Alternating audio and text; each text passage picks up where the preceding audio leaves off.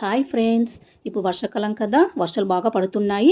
పిల్లలు స్కూల్ నుండి, పెద్దవాళ్ళ ఆఫీస్ నుండి, అదేవిధంగా పొలంలో పని చేస్తున్నప్పుడు వర్షంలో తడుస్తూ ఉంటారు. వర్షంలో తడవగానే గొంతులో గరగర, జలుబు, దగ్గు స్టార్ట్ అవుతాయి.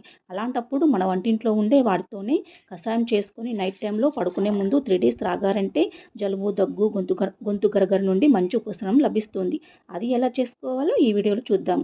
ఒక్కరికి సరిపడా కషాయం చేస్తున్నానండి. ఒక గ్లాస్ వాటర్కి 2 లవంగాలు, కొంచెం దాల్చిన చెక్క, చిన్న అల్లం ముక్క, 3 మిరియాలు, కొంచెం ఓమ, 4 పుదీనా ఆకులు, కొంచెం పసుపు, రుచికి సరిపడా బెల్లం వేసి లో ఫ్లేమ్లో బాగా మరగనివ్వండి. ఒక గ్లాస్ వాటర్కి హాఫ్ గ్లాస్ అయ్యేంత వరకు మరగనివ్వండి.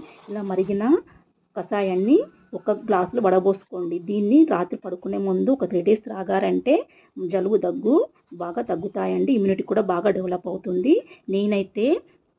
నేనైతే ఇదే చేసుకొని త్రాగుతానండి. ఈ వీడియో కనుక మీకు నచ్చినట్లయితే లైక్ చేయండి, షేర్ చేయండి, సబ్స్క్రైబ్ చేయడం మాత్రం మర్చిపోవద్దు. Thank you.